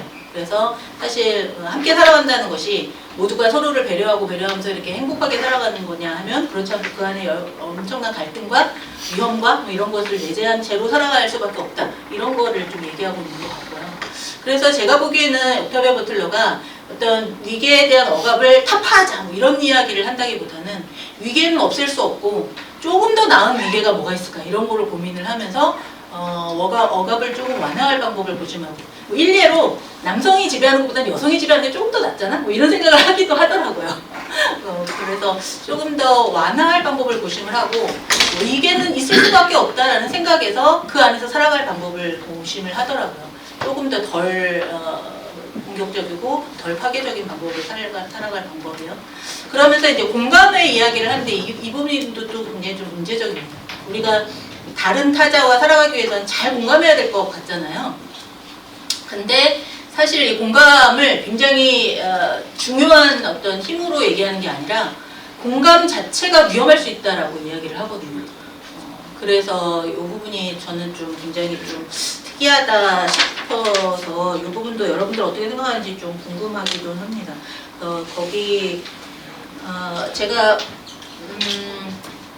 조에나 러스의 기이한 친척이라고 여기다가 또 오타를 했네요. 조에나 러스가 아니고요. 죄송합니다. 조에나 러스가 아니고 도나 해러웨이입니다. 도나 해러웨이라고 SF뿐만 아니라 이제 생태학에서도 평론 쓰고 이런 사람이에요. 도나 해러웨이가 기이한 친척이라는 개념을 얘기를 하거든요. 그래서 트러블과 함께 살기 이런 거를 이야기를 하는데 우리가 함께 살아간다는 것이 평온한 세상이 아니라는 걸 도나 해러웨이도 이야기를 하는데 이게 옥타비아 버틀러랑 굉장히 좀 상통하는 측면이 있는 것 같아요. 우리가 살아가려고 하고 추구하는 그 세상이라는 게 유토피아적인 공동체가 아니라 나침반 바늘 같은 위태로운 공존이 아니겠냐 싶은 건데요. 이제 나침반 바늘 같은 거는 이거는 신영복 선생의 표현이잖아요. 평화라는 게 딱 고정되어 있는 게 아니라 계속해서 이렇게 흔들리는 채로 있는 것이 다 평화다. 평화가 위태로움 속에서 유지되는 것이라는 얘기를 했던 거예요. 그것과 또 다 통하는 이야기가 아닌가 싶습니다. 그래서 우리가 억압을 없애는 세상 뭐 이런 것들을 생각하는 게 아니라 억압 속에서 그 억압을 조금 더 완화시키고 그러면서 좀 더 나은 세상 이런 거를 고민해야 되는 게 아니냐라고 오타베아 버틀러가 문제를 던져주고 있는 게 아닌가 싶은 게 이제 제 생각이고요.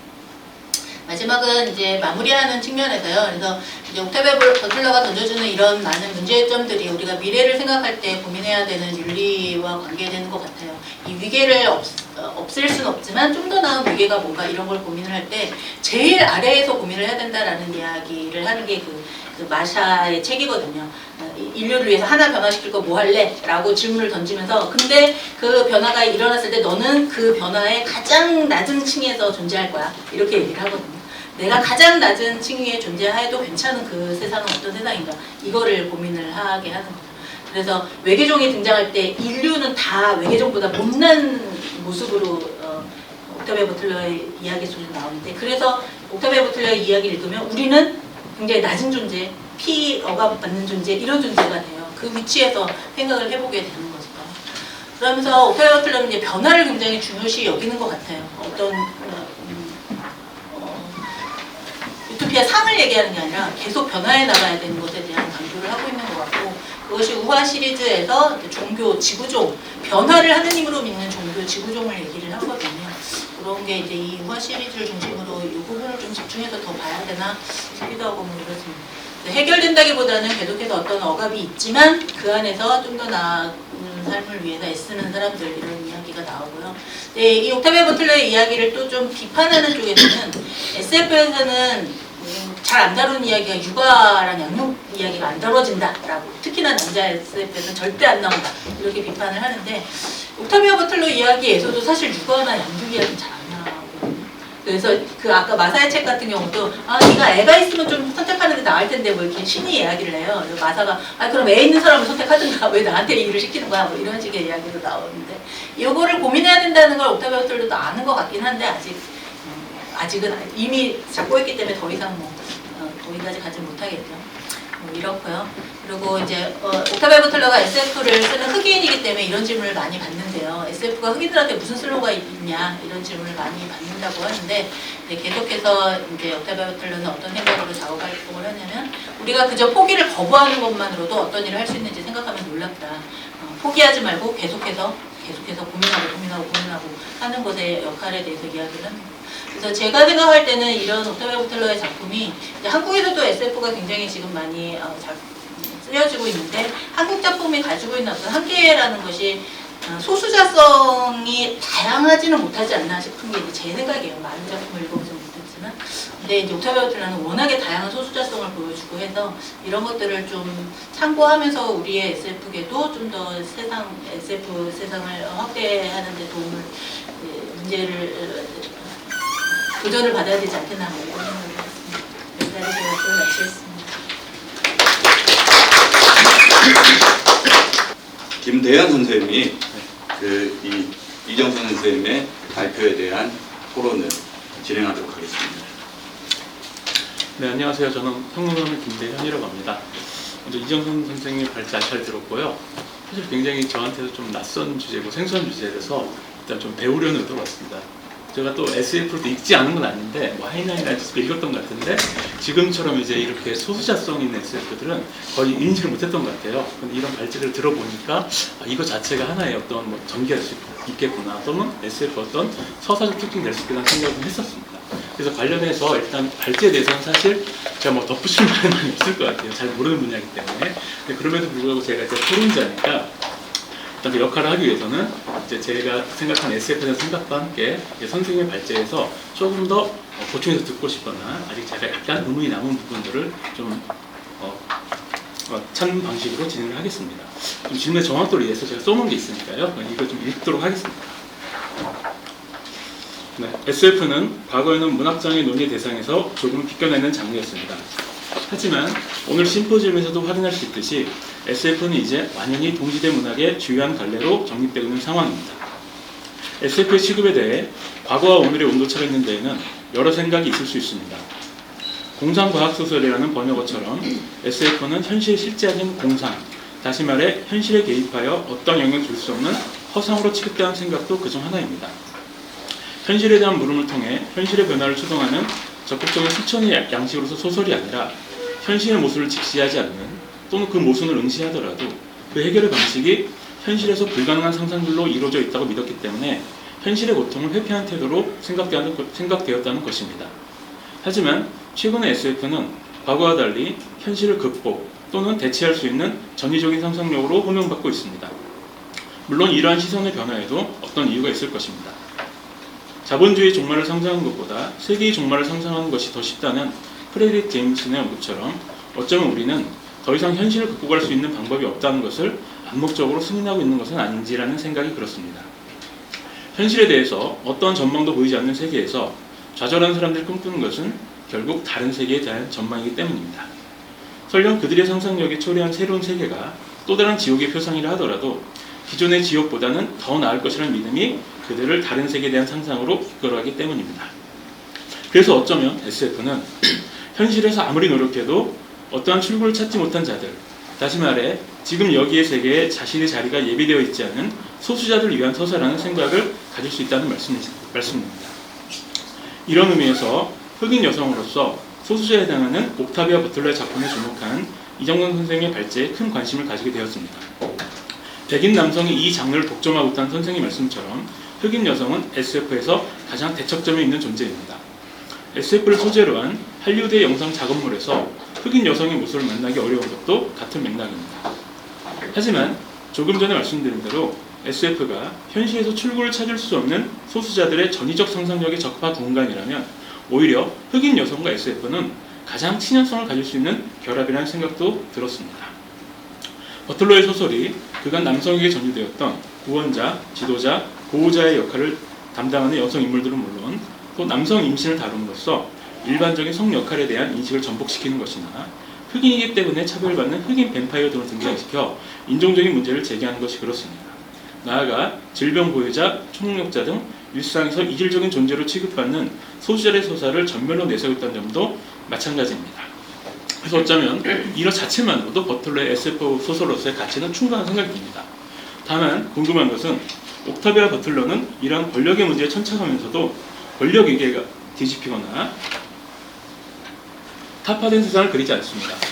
위계가 강화되어 억압으로 작용할 때 그것은 사람들에게 재앙으로 닥칠 수 있음을 경고하면서도 그 위계 속에서 살 수밖에 없음을 인정하여 생존 방법을 모색한다는 내용입니다. 다시 이것은 위계의 문제를 제기하고 타파하려고 하지만 그것이 완전히 사라진 유토피아를 꿈꾸는 것이 아니라 가장 낮은 위치에 놓인 존재도 살아갈 수 있을 법한 세상을 모색하려는 지향점이라는 진술로 나타납니다. 개인적으로 생각할 때 이는 어떤 가부장제에 대한 신문이라는 생각보다는 오히려 가부장제의 부족한 부분들을 보충하는 또는 보완하는 그런 생각입니다. 어떤 다른 의미에서는 위기를 인정하고 그 안에서 좀 더 완화되어 살아가는 불종적인 타협처럼 볼 수도 있다는 생각입니다. 저희가 근대에서 소설이 존중을 받는 이유는 단지 민감한 소재를 차용하는 데 그치는 것이 아니라 현실을 근본적인 지점에서부터 바꾸고자 하는 어떤 작가의 능동적인 의지에 있다고 생각합니다.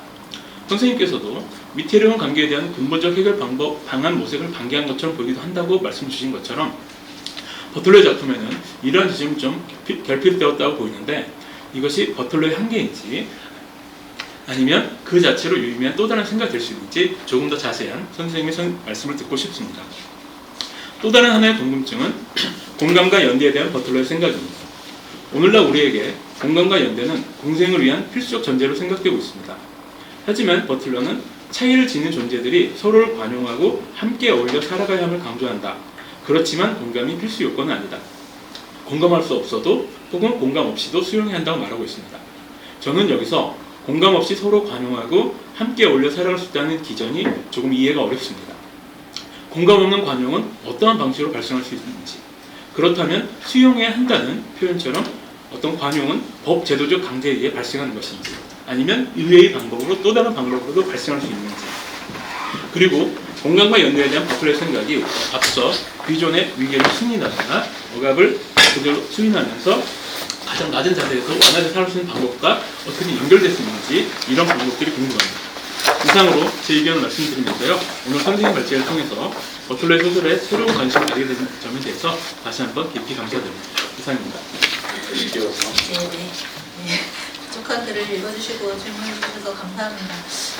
김대현 선생님께서 지적해 주셨듯이 사실 옥타비아 버틀러의 작품 속에서 이 가부장제를 제대로 신문하고 있는 것인가, 오히려 가부장제를 보충하거나 보완하고 있는 것은 아닌가라는 문제의식에 저도 일부분 공감을 합니다. 그래서 저도 이제 그런 말을 쓰기도 했거든요. 5장 들어가기 바로 전에 30쪽에 5장 들어가기 바로 위에 문단 보시면 옥타비아의 공동체는 여전히 가부장제적 인식에 혐의가 보인다 이렇게 말씀드리기도 했어요. 그리고 그 여성이 굉장히 예전에 보여주지 않은 모습을 보여주는 측면이 있지만 또 한 측면에서는 굉장히 또 이렇게 돌보고 이런 것이 또 강조가 되고 있어요.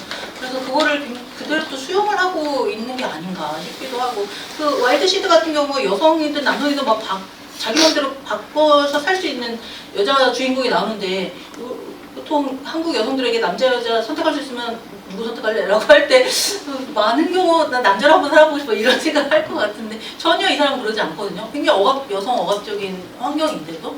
그래서 옥타비아 버틀러가 도대체 뭔 생각인가 싶은 게 좀 그래요. 또 하나가 뭐냐면 옥타비아 버틀러가 굉장히 인기거든요, 미국에서. 미국에서 무슨 과학 관련한 어떤 프로젝트 하거나 뭐 별을 발견하거나 하면 옥타비아 버틀러 이름 붙이고, 뭐 도서관 어디에다 옥타비아 버틀러 이름 붙이고 엄청 인기예요. 그게 옥타비아 버틀러 굉장히 수용됐다는 거죠, 백인 사회에서, 주류 사회에서. 그것은 옥타비아 버틀러의 어떤 문제의식이 별로 날카롭지 않고 수용할 만하다, 뭐 이런 혐의도 갖게 돼요. 그래서 그렇다면 옥타비아 버틀러는 굉장히 한계가 큰 작가인 건가? 이렇게 하자니 이렇게 또 다양한 소수자성과 문제의식을 보여주는 게 없기 때문에 이건 또 이거 자체로 무시할 수는 없다 싶어서 사실 제 개인적으로 아직 평가를 제대로 마무리지 못했습니다. 그래서 더 고민을 해봐야 될 것 같고요. 분명히 가부장제를 신문하면서도 그거를 보완하는 측면이 없지 않아 있습니다. 이거는 선생님 지적해 주시는 거 저도 공감을 하고요.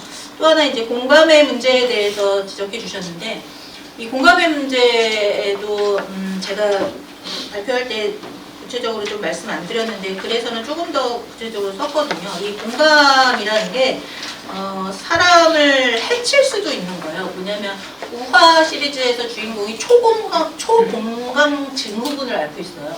근데 그거를 그냥 정신병처럼 옥타비아 버틀러는 얘기하거든요. 뭐냐면 다른 사람이 다치는 걸 보면 똑같은 아픔을 느껴요. 그래서 남을 때릴 수 없어요. 때리면 그 사람이 아픈 걸 내가 동일하게 느끼거든요. 그래서 남을 공격할 수도 없고 남이 죽는 걸 보면 자기 쪽에 잠시 동안 죽고 막 이래요. 이런 인물이 나오는데, 그래서 다른 사람의 고통에 대해서 굉장히 예민할 것 같잖아요. 근데 모든 사람이 이런 예민한 감각을 가지고 살아가면 안 된다라고 생각하는 게 옥타비아 버틀러거든요. 몇몇 사람은 그런 감정을 가지고 있으면서 우리를 환기시킬 수 있을지 모르겠지만 모두가 그런 감각을 가지고 살아가면 누구도 의사를 하려고 하지 않을걸? 이렇게 생각해요. 그래서 이 공감에 대해서도 절대적으로 우리가 뭔가 같이 살아가기 위해서 절대적으로 필요한 요건이야 이렇게 생각하지는 않더라고요. 그러고 사실 우리가 살면서 공감 안 되는 사람이 있지만 그 사람을 다 제거해버리고 그 사람 없는 세상에서만 살 수 있는 건 아니잖아요. 옥타비아 버틀러 계속해서 이런 갈등 관계에 있는 사람과도 같이 살 수밖에 없는 그런 것을 계속 고민하고 있는 것 같아요. 그래서 이 공감의 문제에 대해서도 사실은 공감이 중요하지 않다가 아니라 공감은 중요한데 공감하면 모두가 다 해결돼 이건 아니야 라고 옥타비아 버틀러는 계속 얘기하고 있는 것 같거든요. 사실은 공감이 오히려 모든 문제를 덮어버리는, 우리가 다 공감해야 하는 식으로 마치 문제가 해결 안 되는데 해결된 것처럼 덮어버리는 그런 나쁜 효과도 있어서 이 문제에 대해서 계속 옥타비아 버틀러가 문제 제기를 하고 있는 게 아닌가 싶으면 이제 제 생각입니다. 대답이 있나 모르겠네요. 네, 잘 들었습니다. 예, 시간이 지금 이렇게 정해져 있으니까 일단은 그 지정 토론이 이렇게 정해져 있으니까 그 이소정 선생님의 발표에 대한 김효섭 선생님의 지정 토론을 듣고 이제 전체적인 부분에 대한 그 플로어의 질문이라든지 조금 이야기할 수 있는 부분들이 더 있으면 그때 이야기를 나누도록 하겠습니다. 그럼 그 성균관대학교 김요섭 선생님이 그 이정선 선생님의 이소정 선생님의 젠더화된 월경서사 한국 소설 속 동남아 이주 여성에 대한 토론을 진행하겠습니다. 이소정 선생님의 발표문인 젠더화된 월경서사 한국 소설 속 동남아 이주 여성은 2000년대 발표된 한국 소설에 나타나 동남아시아 출신 이주 여성의 서사가 어떻게 재현되고 있는가에 대해서 세밀하게 분석하고 있는 논문입니다. 2000년대 한국 문학에서 동남아계 이주 여성을 재현하고 있는 주요한 작품들이 개괄하고 있는 이 논문은 기존 이주 여성에 대한 인식이나 담론이 그들을 사회적 약자로서 무고한 피해자로 단순함으로써 가해와 피해의 이분법적 구도 안에 가두고 있음을 지적하면서 이들이 어떻게 문학적 재현 속에서 상징화되는가를 분석하고 있습니다. 이 논문은 특히 베트남 전쟁에 대한 한국 사회의 유사 제국주의적 인식이 동남아계 이주 여성에 대한 사회적 시선을 구성하는 중요한 역사적 계기였음을 지적하고 있다는 점이 흥미롭습니다. 제국주의적 지배가 가지고 있는 젠더화된 측면과 한국의 민족주의 사이의 연결고리를 통해서 이주 여성에 대한 배타적 민족주의와 가부장제적 재현의 양상을 상세하게 분석하는 논문입니다. 전체적으로 발표문의 내용과 주장에 동의하면서도 추가적으로 논의할 수 있을 것이라 기대되는 지점들을 중심으로 몇 가지 질문을 드리려고 합니다. 한국 사회의 동남아 이주 여성에 대한 사회적 인식의 역사적 기원으로 베트남 전쟁에 대한 유사 제국적 인식, 즉 제국에 의해서 근대화되고 발전되어야 할 열등한 자로서의 식민자적 위치가 부여된다는 분석이 중요한 것 같습니다. 이는 신 아오자이의 표상을 분석하셨던 것처럼 식민지와 피식민화된 집단을 가부장제적 시선 속에서의 여성화하는 제국주의의 젠더적 폭력의 문제와 같이 제국의 남성 주체에 의해 통제되고 무력하고 성적 대상물이라는 객체의 자리를 동남아 이주 여성에 부여하는 문화적 정당화의 장치이기도 합니다. 그렇지만 한편으로 이러한 지배와 피지배 관계를 분명히 나누지 않는 민족 남성 주체의 모순과 분열의 장면이 있지 않을까 하는 궁금증을 가지게 됩니다.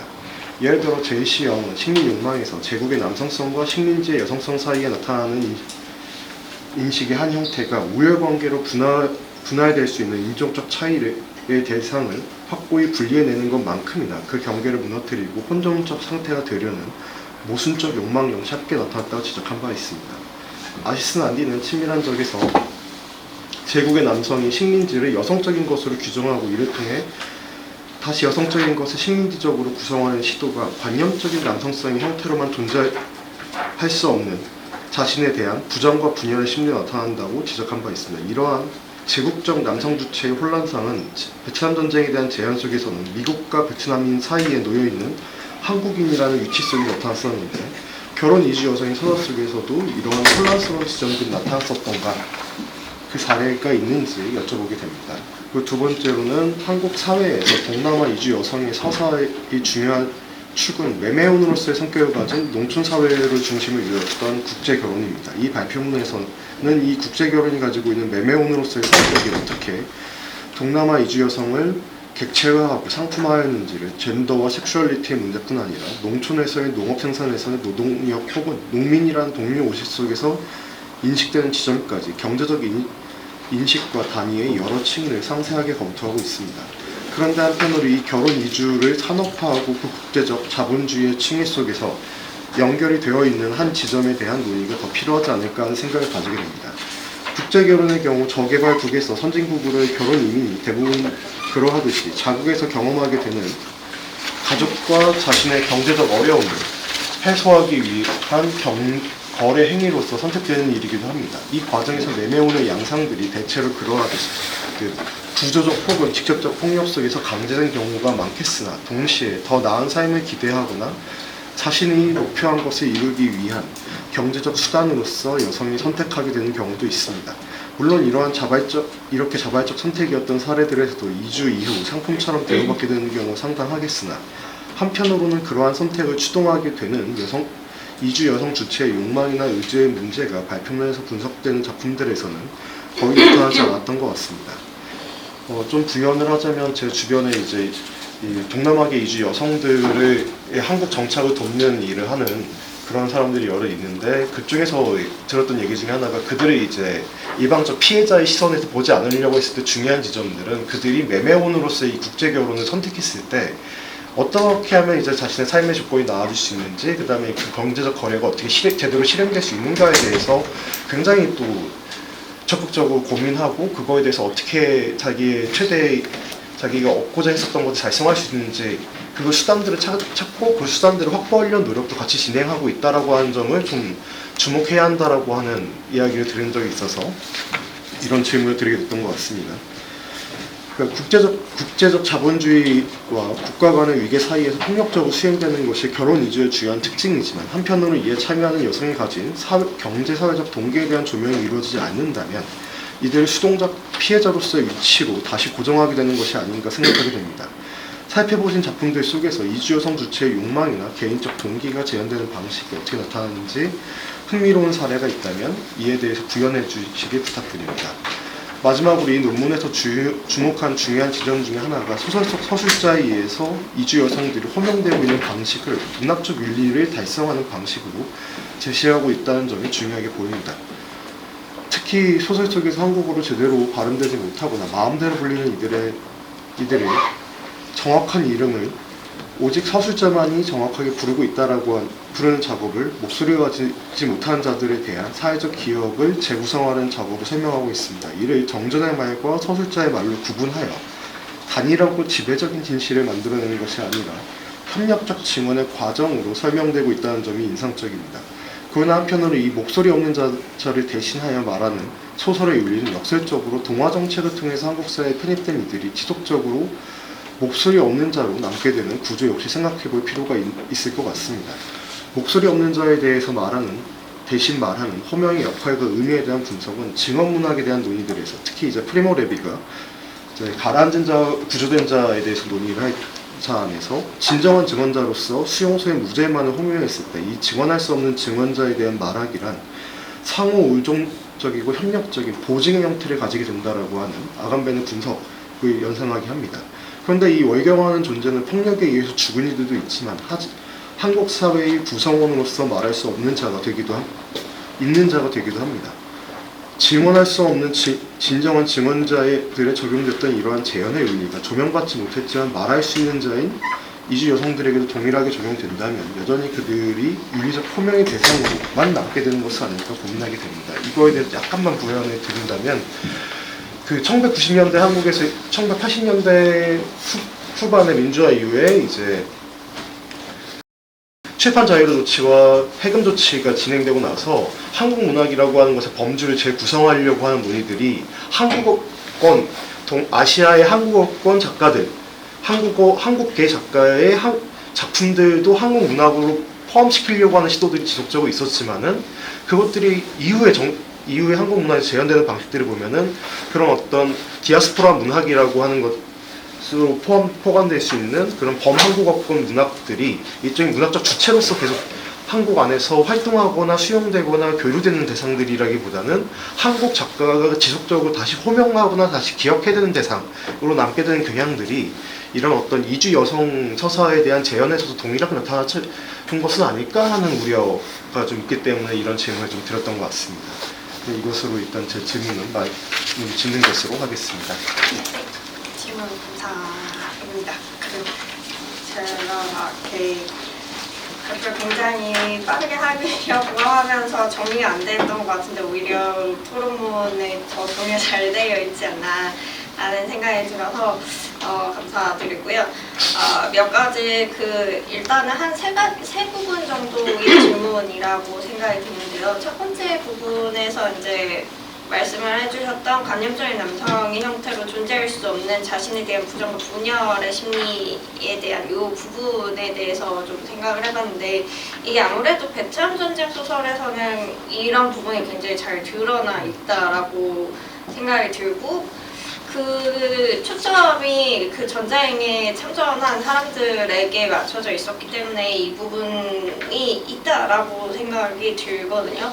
네, 결혼 이주 여성 서사 속에서 이 혼란스러운 지점이 사례가 있는지는 지금 이렇게 바로 생각이 나지는 않아서 이 부분에 대해서는 제가 좀 고민을 해봐야 되는 측면이 있지 않나라는 생각이 들고요. 두 번째로 이제 얘기를 주셨던 경제적 수단으로서의 여성의 선택이나 욕망의 의지 문제에 대한 부분이 잘 드러나지 않는다라고 하는 부분에 대해서는 아무래도 제가 이걸 글을 작성을 할 때 처음에 초점을 맞추고 시작을 했던 게 이 상징화를 시킨 그거에 대한 문제점을 좀 생각을 해보자. 상징화를 시키고 있는 문제적인 지점 부분이 어디에 있느냐라고 하는 거를 얘기를 하려다 보니 그거에 이제 초점이 쏠려서 아무래도 이런 부분에 좀 소홀하지 않았나라는 생각이 들고, 이 질문을 받았을 때 이 인물들이 어떤 걸 꿈꾸고 왔는가라고 하는 거에 대한 서술은 계속 있거든요. 내가 꿈꾸고 왔던 건 이런 거였다. 내가 바랬던 건, 혹은 내가 여기 와가지고 뭐 소망을 했던 그런 삶은 이런 거였다라고 하는 측면에 대한 얘기들은 좀 언급이 여러 번 되고 있어서 그런 측면도 함께 살펴보아야겠다라는 생각이 들었습니다. 그리고 마지막 부분에 대해서는 사실 이 부분을 저도 계속 고민을 하고 있는 측면도 있는 것 같아요. 이들이 그러니까 뭐 계속 문제적으로 제기되고 있는 것이 결국에는 서술을 하는 사람은 그들이 아니라 뭔가 대리자이거나 이런 사람들이 서술을 하다 보니 문제가 발생을 한다라고 하는 거에 대해서 언급을 하는 부분이 있고, 그래서 그거에 대해서 그렇다고 한다면 그럼 이 소설들이 의미가 없냐라고 하면 그건 또 아니기 때문에 이거에 대해서 그럼 어떻게 설명을 할 수 있을 것인가에 대한 고민적인 측면이 다들 있지 않을까라는 생각이 들고요. 그거에 대해서 좀 같이 얘기를 해주신 측면을 감사드리면서 요거를 좀 반영을 해서 생각을 해보도록 하겠습니다. 감사합니다. 예, 지금 2명의 발표자 선생님들께서 뭐 동남아 이주 여성 서사, 미국 흑인 소설가 버틀러의 소설에 대해서 이렇게 분석을 했는데, 토론을 이렇게 해주신 선생님들의 토론문들을 이렇게 보고 그 발표자들의 답변을 들으면서 이런 아시아 아프리카 어떤 서사를 다룬 작품들을 이렇게 발표를 해도 결국은 동시대 우리들이 한국 문학이 고민해야 되는 지금 여기의 문제들이 그 토론문 속에 또 아니면 그 토론문에 대한 발표 속에 이렇게 담겨 있다라는 생각이 듭니다. 이런 부분에 대해서 뭐 우리가 계속 고민을 해야 되고, 또 2부, 3부 순서 토론 속에서 또 계속 고민을 해보고 이런 논점이 계속 나오지 않을까라는 생각들이 듭니다. 예, 일단 그 지정 토론 발표는 이 정도로 이렇게 끝내고, 이 발표를 들으신 분들 중에서 플로어에서 한 2분 정도 짧게 이 질문을 받고 토론하는 시간을 가지고 1부 순서를 마무리할까 합니다. 한 2분 정도 짧게 질문 주실 분 있으면. 혹시 없으시면 제가 이정훈 선생님한테 발표 질문을 좀 드려도 괜찮을까요? 예. 발표문을 제가 너무 늦게 와서 이제 듣진 못했지만은 읽어 왔었는데, 그 옥타비아 버틀러의 작품에 대해서 이제 가부장제 해체하는 측면들에 대해서 이야기하실 지점이나 김대현 선생님 토론에서도 아마 주목하셨던 지점들이 그 옥타비아 버틀러의 작업들이 가지고 있는 성격이 그 억압적인 구조 안에서 어떻게 완전히 이것을 체제 전복적이라기보다는 그 안에서 나중에 어떤 그 안에서 유치성들을 수용하고 그 안에서 대응해 가느냐라고 하는 것들이 옥타비아 버틀러의 작업들이 가지고 있는 하나의 특징이었던 것 같고, 그게서 이제 쇼리 같은 작품에서 이제 뱀파이어 법정이라고 하는, 그러니까 뱀파이어 집단들 안에서 보였던 집단 간의 폭력이라고 하는 것들이 결국엔 다시 뱀파이어 법정이라고 하는 구조 안에서 해결되기 원하는 형태의 재현으로 나타났다라고 하는 것들이 되게 좀 제 입장에 흥미롭게 좀 보이는 지점들이어서 그거에 대해서 질문을 드리고 싶었던 게, 어떻게 보면 굉장히 옥타비아 버틀러의 입장이라고 하는 게 미국 사회 미국의 흑인 사회 안에서 인종주의적 문제를 바라보는 관점이 크게 이제 70년대, 80년대, 60년대, 70년대를 기준으로 얘기한다고 하면 마틴 루터 킹의 계열과 그 다음에 이제 말콤 X적인 그런 계열들이 있다고 했을 때, 옥타비아 버틀러 입장은 제가 봤을 때는 말씀해주셨던 지점들이 수용의 방식들을 고려할 때는 되게 마틴 루터 킹과 같은 그런 계열에서의 이야기였던 처럼 보인다라는 느낌이 좀 있었거든요. 그러면 이게 근데 그 발표문을 제가 읽은 범위 안에서는 그 측면들 어떤 60년대, 70년대 흑인 사회를 둘러싼 것도 이동주의에 대한 대응의 방식들에 대한 분석성이나 그런 측면들이 옥타비아 버틀러와 같이 논의되지 않았던 것 같아서 혹시 그런 측면에서 좀 구현을 해주실 수 있으실지. 그거를 구체적으로 고민해 보지는 않았고요. 사실 아까 말씀드린 것처럼 킨이란 작품 같은 경우는 사실은 무엇이냐 말콤 엑스 계열의 생각에 좀 대립적인 의견을 가지고 만든 작품이라고 인터뷰에서 얘기를 했었거든요. 그래서 그런 게 있지만 그렇다고 해서 그 흑인 운동에 대한 구체적인 것을 작품 속에서 구현하고 있는 것 같진 않아요. 제가 보기에는 그렇게 접근하고 있지는 않고 그래서 말씀해 주신 거를 직접 고민해 보지는 않았는데요. 한번 고민을 해봐야겠다 싶기도 하고 그러네요. 네, 확실히 그런 역사적인 문제를 꼼꼼하게 접근하고 있지는 않아요. 그냥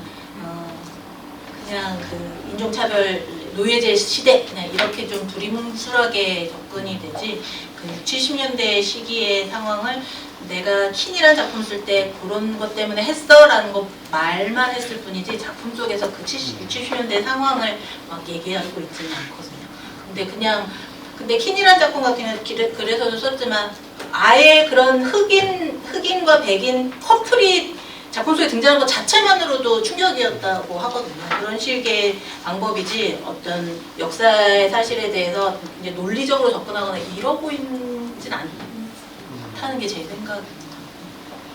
덧붙여서 제가 한 가지 몰라서 여쭙는 건데요. 그러면 좀 대중적인 건가요? 제가 보기엔 굉장히 대중적이고 굉장히 인기 작가이고 그 미국의 또 유명한 배우이자 가수인 자넬 모네 이 사람은 이제 옥타비아 버틀러 너무 좋아해가지고 그 무비에도 옥타비아 버틀러를 상징하는 이런 식의 모습도 하고 그런 거. SF적인데 대중적. 네네네.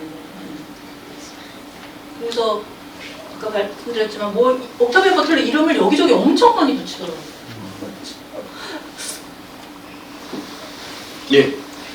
마지막으로 짧게 하실 말씀 있으면 기회를 드리도록 할게요. 예.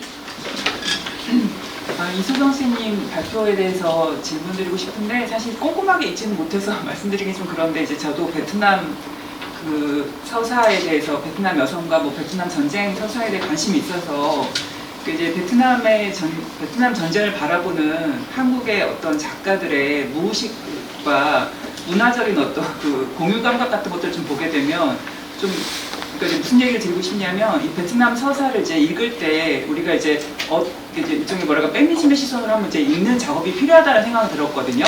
이제 왜냐하면 한국 안에서는 이제 베트남이라는 게 일종의 굿피플로 되게 이제 그 뭔가 이렇게 되게 그 국가를 잃어버린 어떤 굉장히 비참한 존재로서 이제 기억되고 우리가 그들을 구원했다라는 서사가 한편으로 있고 또 한편으로는 이렇게 80년대 대학에서 학생운동했던 그 작가 86세대들에게는 또 한편으로는 굉장히 제국주의와 맞서 싸운 어떤 존재로서 굉장히 이상화된 어떤 것 같기도 해요. 그래서 그 안에서의 베트남 여성이 이제 끼어 있는 거죠. 한편으로는 나의 참전군인들에게는 나의 식민성을 이렇게 투사해서 보는 어떤 존재이기도 하고 또 한편으로는 굉장히 이상화된 어떤 여성으로 보여지기도 하는 이제 그 어떤 양극이 좀 있는 것 같다는 생각이 들고 이제 그 속에서 그런 어떤 이제 베트남과 베트남 여성을 바라보는 그 시선의 계보들을 좀 훑으면서 이런 어떤 이주자로서의 베트남 여성을 바라보는 이 그 재현들을 좀 읽어내면 어떨까라는 생각을 그냥 이제 조금 잠깐 했습니다.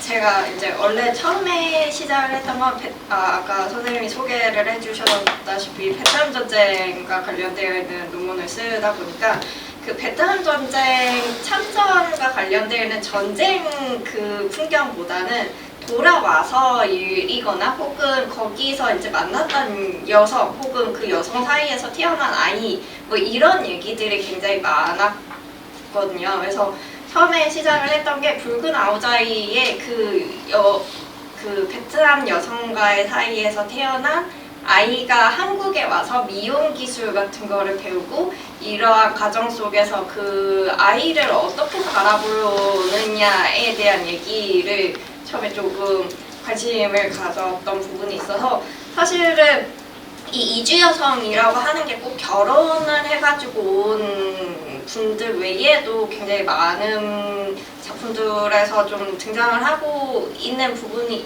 있으나 제가 여기 그 소논문 안에서는 사실 단편들만 다루다 보니까 이게 부피감이 좀 차이가 있다라고 생각이 들어서 여러 작품들에서 다양하게 어떻게 나타나고 있는가를 이제 살펴보려다 보니 그런 부분까지는 담지를 못했지 않나라는 생각도 들고요. 좀 장편 위주로 조금 따로 또 해보고 싶다라고 하는 생각은 들기도 해서 선생님 말씀해 주신 것처럼 좀 길게 더 폭넓게 살펴볼 필요도 있지 않나라는 생각은 동의를 합니다. 예, 그 뭐 조금 그 비도 오고 해서 늦게 시작을 했는데 이렇게 12시 뭐 조금 넘게까지 시간을 잘 이렇게 맞춰주신 발표자, 토론자 분들께 감사드리고요. 그리고 오늘 토론문에서 이렇게 제시해줬던, 일부에서 제시해줬던 문제가 2부, 3부 뭐 계속 발표 토론을 거치는 과정 속에서 이야기들이 또 나올 것 같다라는 생각이 듭니다. 못다한 이야기는 2부, 3부에서 듣도록 하겠습니다.